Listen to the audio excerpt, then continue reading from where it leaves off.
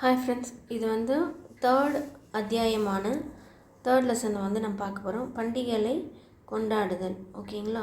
பூக்களின் திருவிழா. ஓகே, என் பெயர் ரிஷி. இந்த இந்த இந்த இதில் நம்ம பார்க்க போகிறோட கேரக்டரோட பேர் வந்து ரிஷி. என்ன? ரிஷி. நான் ஜம்முவை சேர்ந்தவன். நான் என் பெற்றோர்களுடன் இமயமலைக்கு செல்கிறேன்.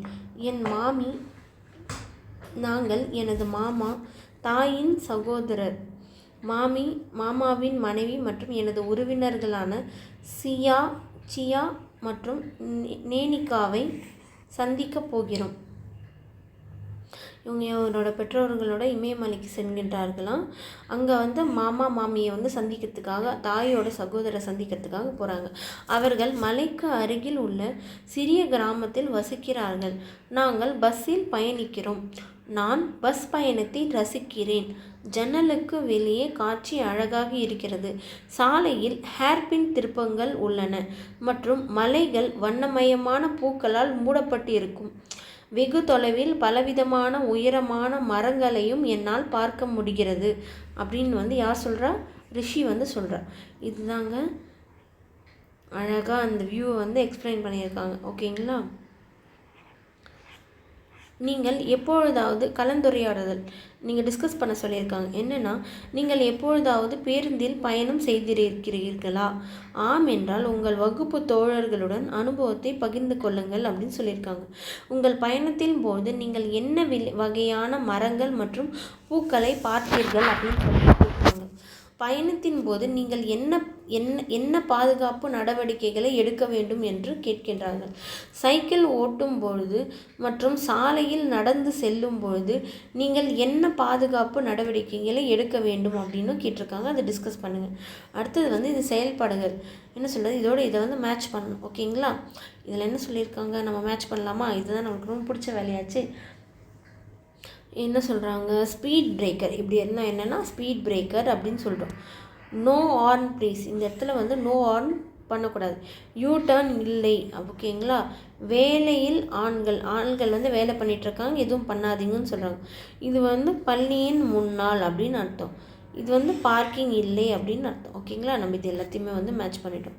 சாலையில் சில சைன் போர்டுகளை நீங்கள் கவனித்திருப்பீர்கள். மேலே பட்டியலிடப்படாத 3 சாலை சைன் போர்டுகளை வந்து சொல்லுங்கள் அப்படின்னு சொன்னாங்க. அதாவது ஒரு 30 கிலோமீட்டர் ஸ்பீடு அப்படின்னு, 40 கிலோமீட்டர் ஸ்பீடு அப்படின்னு இருக்கும். அப்புறம் வந்து இப்படி ஒரு கர்வ் அப்படின்னா இங்கே ஒரு கர்வ் இருக்குது அப்படின்னு காமிக்கும். 30 கிலோமீட்டர்ஸ் அப்படின்ற மாதிரி ஒரு சைன் போர்டு இருக்கும். இது எல்லாமே வந்து நம்ம கரெக்டாக வந்து மேட்ச் பண்ணணும். ஓகே, இவங்க பார்த்திங்கன்னா அவங்க வந்துட்டாங்க. அவங்க மாமா வந்து அதை வெல்கம் பண்ணுறாங்க பஸ்லேருந்து இறங்கி. அதை தான் இதில் சொல்கிறாங்க. வரைந்து லேபிளிடவும். சிறிது நேரம் கழித்து நாங்கள் என் மாமா மற்றும் மாமியின் கிராமத்திற்கு அருகில் பேருந்து நிறுத்தத்தை அடைந்தோம். நாங்கள் கீழே இறங்கினோம். எங்களை வரவேற்க மாமாஜி இருந்தார். நாங்கள் ஒரு பரந்த கான்கிரீட் சாலையில் தொடங்கினோம். அது பின்னர் அவர்கள் வீட்டிற்கு அருகில் ஒரு குறுகிய மண் சாலைக்கு வழிவகுத்தது. நாங்கள் பிரதான வாயிலுக்குள் நுழைந்தபோது அவர்களின் தோட்டத்தில் வண்ணமயமான மலர்கள் வரிசையை என்னால் பார்க்க முடிந்தது. ரோஜா, சாமந்தி மற்றும் செம்பருத்தி போன்ற சிலவற்றை என்னால் அடையாளம் கண்டு பெயரிட முடிந்தது. இருப்பினும் நான் முன்பின் பார்த்ததை போல இல்லாத பூக்களும் அழகை கண்டு நான் ஆச்சரியப்பட்டேன் அப்படின்னு சொல்கிறாங்க. ஓகேங்களா? இதை எக்ஸ்பிளைன் பண்ணுறாங்க இந்த பிக்சரில். இந்த பூக்களின் பெயர்களை என்னிடம் சொல்ல முடியுமா? நான் நேனிகாவிடம் கேட்டேன். ஒரு பூவை சுட்டி காட்டு. நேனிகா கூறினார், இந்த மலர் துலிப் அப்படின்றார். இதுவும் ரொம்ப இம்பார்ட்டன்ட்ங்க. இந்த மலரோட பேர் என்ன? துலிப் அப்படின்னு சொல்லியிருக்காங்க. யார்? நேனிகா. இது இமாலயாஸில் தானே இவங்க போயிருக்காங்க. இமாலயாஸில் வளருது இது. பின்னர் மாமி குழந்தைகளை மதிய உணவிற்கு அழைத்தார். அவர்கள் அனைவரும் சூடான அரிசியுடன் காஷ்மீரி டிஷ்ஷக், ஒரு வகையான இலைக்காய் டிஷ்ஷக், இது ரொம்ப இம்பார்ட்டன்ட்ங்க. அரிசியுடன் காஷ்மீரி டிஷ்ஷக், ஒரு வகையான இலை காய்கறி இருந்து உண்மையில் இருந்தது உண்மையில் சுவை அதிகம். இதுவும் ரொம்ப இம்பார்ட்டன்ட்ங்க. இந்த ஆண்டில் இந்த நேரத்தில் எங்களுடன் காஷ்மீர் துலிப் திருவிழா இருப்பது உங்களுக்கு தெரியுமா? மதிய உணவின் போது நேனிகா கூறினார், நம்மிடம் அழகான சிவப்பு பூக்கள் உள்ளன. அவை வசந்த காலத்தில் நம் இடத்தில் பூக்கும். அவை புருன்ஷ் அவைகளை என்ன சொல்கிறாங்கன்னா புரன்ஷ் ரோட்டோடென்ட்ரான் என்று அழைக்கப்படுகின்றன என்று நான் சொன்னேன். ரோட்டோடென்ட்ரான் புரன்ஷ். நாங்கள் எங்கள் இடத்தில் கொண்டாடும் வசந்த திருவிழாவை பற்றி சியா மற்றும் நேனிகாவிடம் சொன்னேன். நாங்கள் எங்கள் இடத்தில் ரிஷியோட இடத்துல வசந்த திருவிழாவை கொண்டாடுறதை பற்றி சியா மற்றும் நேனிகாவிடம் சொன்னேன். எங்கள் சுற்றுப்புறத்தில் உள்ள ஒவ்வொரு வீட்டு வாசலிலும் கடுகு மற்றும் புரன்ஷ் பூக்களை எவ்வாறு வைக்கிறோம் என்பதை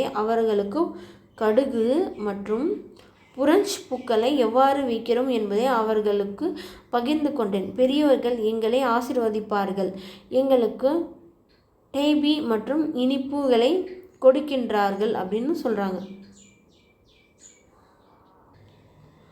இதில் என்ன சொல்கிறாங்கன்னா, சசியா உற்சாகமாக கூறினார், கேரளாவை சேர்ந்த எனது நண்பர் உன்னி இந்த நேரத்தில் விஷ என்ற திருவிழாவை கொண்டாடுகிறார். அவர்கள் விஷக்கனி தயாரிக்க நிறைய மஞ்சள், அமல்தாஸ் பூக்கள், பழங்கள் மற்றும் காய்கறிகளை பயன்படுத்துகிறார்.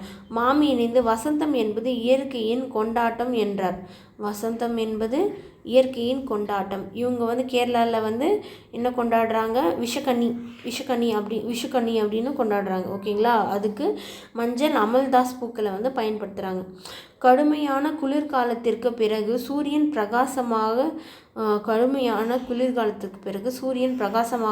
பிரகாசிக்கிறது. நமக்கு பார்க்கிறோம், நம்மை சுற்றி பூக்கள் பூக்கும், புல் வளரும் மற்றும் மரங்களில் புதிய இலைகள் தோன்றும் அப்படின்னு சொல்கிறாங்க. என்னை சுற்றியுள்ள அழகான மற்றும் வண்ணமயமான பூக்கள் பார்க்கும்பொழுது நான் எவ்வளவு மகிழ்ச்சியாக உணர்கிறேன் என்பதை மாமி, சியா மற்றும் நேனிகாவும் பகிர்ந்து கொண்டேன். சில நாட்களுக்கு பிறகு வீடு திரும்பினேன். இது ஒரு அற்புதமான விடுமுறை மற்றும் குடும்பத்துடன் வருகை அப்படின்னு சொல்கிறாங்க. விஷுக்கனி என்பது மலையாளி விஷுக்கனி அப்படின்னா என்னென்னா, மலையாளி புத்தாண்டின் முதல் நாளில் அனுசரிக்கப்படும் ஒரு மங்களகரமான சடங்கு. சூரிய உதயத்தின் போது மங்களகரமான பொருட்களை பார்ப்பது பலனளிக்கும் மற்றும் வளமான ஆண்டாக முன்னோக்கி கொண்டு வர வேண்டும் அப்படின்னு சொல்கிறாங்க. இதில் பாடி மகிழுங்கள் அப்படின்னு சொல்லி ஒரு விஷயம் சொல்கிறாங்க. ஓ, வசந்தம் வந்துள்ளது, சந்தோஷமான குழந்தைகள் எங்கு வேண்டுமானாலும் உள்ளனர். புதிய இலைகள் மரங்களில் தோன்றுகின்றன, மலர்கள் காற்றில் ஆட்டம் ஆடுகின்றன, சூரியன் வானில் பிரகாசிக்கின்றது.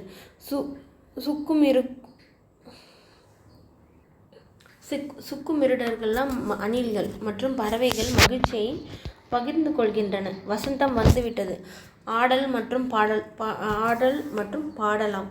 எல்லோருக்கும் நம்பிக்கை மற்றும் சந்தோஷம் கொண்டு வரும் அப்படின்னு சொல்கிறாங்க. ஓகே,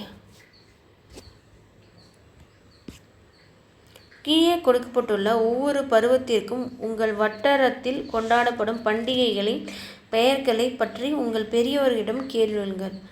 ஓகே, இந்த பண்டிகைகள் போது தயாரிக்கப்படும் சிறப்பு உணவுகளையும் பட்டியல்களையும் உருவாக்கும். வசந்த காலத்தில் என்னென்ன திருவிழா கொண்டாடுவாங்க? சிறப்பு உணவு தயாரிக்கப்படுகிறது. ஓகேப்பா, இதுக்கு நம்ம ஆன்சர் எழுதலாமா? இதில் என்ன எழுதலான்னா, வசந்த காலம்னா என்னென்ன திருவிழாக்கள்னால் தமிழ் புத்தாண்டு. என்ன? தமிழ் புத்தாண்டு. அடுத்தது மாங்காய் பச்சடி. இதுதான் இதோட ஸ்பெஷல் உணவு. கோடை காலத்துக்கு பார்த்திங்கன்னா அக்னி நட்சத்திரம் வரும். அக்னி நட்சத்திரம். இதில் பார்த்திங்கன்னா இல்லைன்னா சித்திரை திருவிழா அப்படின்னு சொல்லுவாங்க. சித்திரை திருவிழா. அடுத்தது நீர்மோர். இதில் பார்த்திங்கன்னா நீர்மோர்.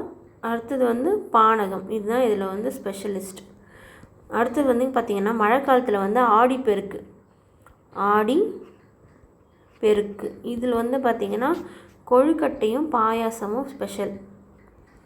கொழுக்கட்டை பாயாசம் வந்து ஸ்பெஷல். அடுத்தது வந்து தீபாவளி. அடுத்தது வந்து கார்த்திகை திருவிழா, கார்த்திகை தீபம். ஓகேங்களா? இது வந்து லட்டு, முறுக்கு இதெல்லாம் வந்து இதோட ஸ்பெஷல். ஓகேங்களா? அவ்வளோதாங்க. அடுத்தது வந்து பண்டிகைகளின் போது நீங்கள் ஏன் சிறப்பு ஆடைகளை அணிவீர்கள்? இதெல்லாம் வந்து நம்ம இதுக்கான இது வந்து எழுதலாம். ஓகேங்களா? கீழே வந்து பார்த்திங்கன்னா கீழே கொடுக்கப்பட்டுள்ள பட்டியலிலிருந்து உணவு பெயர்களை பண்டிகையுடன் பொறுத்துக அப்படின்னு சொல்கிறாங்க. ஓகே ஃப்ரெண்ட்ஸ், இதில் வந்து பெக்வா இது வந்து சத் பூஜையிலையும், பித்தா வந்து கிறிஸ்மஸ்க்கும், ப்ளம் கேக் வந்து கிறிஸ்மஸ்லேயும், குஜியா வந்து ஹோலிக்கும், சத்யா அப்படின்னு சொல்லுவாங்க. இது வந்து கேரளாவிலையும், ஹோலிஜ் வந்து ஹோலிலையும், செவியான் வந்து ரம்லான்லேயும் வந்து செய்கிறாங்க. இது ஓகே. இது என்ன சொல்கிறாங்கன்னா, அடுத்தது ஒவ்வொருவரும் பல்வேறு சிறப்பு உணவுகள் மற்றும் புதிய ஆடைகளுடன் பண்டிகைகளை கொண்டாடுகிறார்கள் என்று நினைக்கிறீர்களா? நீங்கள் வசிக்கும் இடத்தில் அருகில் மலைகள், ஆறுகள் அல்லது நீரோடை ஏதேனும் உள்ளதா? நீங்கள் எப்பொழுதாவது தொலைதூர இடத்தில் உறவினர்களை சந்தித்திருக்கிறீர்களா? அங்கே எப்படி உணர்கிறீர்கள்? இதை பற்றி வந்து உங்களோட ஒப்பீனியன் வந்து எழுத சொல்கிறாங்க. அடுத்தது வந்து டிஸ்கஸ் பண்ண சொல்கிறாங்க. பயணத்தின் போது பயன்படுத்தப்படும் பல்வேறு போக்குவரத்து முறைகள் யாவை? பயணத்தின் போது ஒருவர் எப்படி பாதுகாப்பாக இருக்க முடியும்? பண்டிகையின் பொழுது என்ன சிறப்பு உணவுகள் தயாரிக்கப்படுகின்றன? பண்டிகைகளும் கொண்டாட்டங்களும் நம்மை எப்படி ஒன்று சேர்க்கின்றன? இயற்கையில் நேரத்தை செலவிடுவதில் மகிழ்ச்சி அடைகிறீர்களா? இயற்கையை பற்றி நீங்கள் மகிழ்ச்சியாக உணர வைப்பது எது? நீங்கள் சமீபத்தில் சென்ற 2 உறவினர்களின் பெயர் என்ன? உங்கள் உறவினர்கள் மற்றும் உறவினர்களுடன் நேரத்தை எவ்வாறு செலவிடுகிறீர்கள்? சியாவும் நேனிகாவும் அருகில் ஒரு சிறிய கிராமத்தில் வசிக்கின்றனர். ஹிமாலயாஸில் இருக்காங்க. மலைகள், வண்ணமயமான பூக்களில் மூடப்பட்டிருந்த மண் சாலையில் பேருந்து சென்றது. ரிஷியும் அவரது குடும்பத்தினரும் ஒரு குறுகிய கான்கிரீட் சாலை வழியாக அவரது மாமாவின் வீட்டிற்கு நடந்து சென்றனர். வசந்த காலத்தில் பூக்கும் சிவப்பு பூக்கள் என்று அழைக்கப்படுவது துலிப்பில் சொல்கிறாங்க. டேஷ் என்பது சூடான அரிசியுடன் உண்ணப்படும் ஒரு வகையான இலை காய்கறி. அதுவும் ஒரு நல்ல பேர். அது பாருங்கள். ஒரு வகையான காகிதத்தை எடுத்து பின்வருவற்றிற்கான சைன்போர்டுகளை வரையவும். அடையாள பலகைகளை உருவாக்க நீங்கள் விரும்பும் எந்த வண்ணத்தையும் பயன்படுத்தலாம். நீங்கள் உருவாக்குகின்றவற்றை விளக்கி பாருங்கள் அப்படின்னு சொல்லுவாங்க. பள்ளி, நூலகம், கழிப்பறை, கூட்டம், குடிநீர் புள்ளி, விளையாட்டு மைதானம், என் வகுப்பறை, படிக்கட்டு. இதுவும் ரொம்ப இம்பார்ட்டன்ட்ங்க. இந்த மாதிரி பாக்ஸு இதெல்லாம் ரொம்ப இம்பார்ட்டன்ட். உலகில் மிகவும் கம்பீரமான மலைகள் இந்தியாவில் வடக்கு பகுதியில் அமைந்துள்ளன. அவை இமயமலை என்று அழைக்கப்படுகின்றன. அதாவது ஸ்னோயின் வீடு, அடப் ஆஃப் ஸ்னோ அப்படின்னு சொல்லுவாங்க இங்கிலீஷில். ஸ்னோவின் வீடு. உலகில் மிக உயரமான மலையான எவரெஸ்ட் சிகரம் மற்றும் இது நமது அண்ட நாடான நேபாளத்தில் அமைந்துள்ளது. எவரெஸ்டின் சிகரத்தின் உயரம் 8848 மீட்டர்ஸ். இது வந்து பார்த்திங்கன்னா இது கான்ஸ்டன்ட்டு இப்போ வளர்ந்துருக்கு. 8850 சொல்கிறாங்க. ஆனால் நம்ம என்சிஆர்டியில் இருக்கிறது தான் நம்ம மார்க் பண்ணோம். 8848 மைண்ட் பண்ணுங்கள். இது இந்தியாவில் கிடையாது, நேபாளத்தில் இருக்குது. ரொம்ப முக்கியம், இதுவும் ரொம்ப முக்கியம். ஓகேங்களா? அதே மாதிரி இங்கே நம்ம ஒரு ஃபுட்டு படித்தோம்ல, அதுவும் ரொம்ப இம்பார்ட்டண்ட்டு. என்ன சொல்கிறது,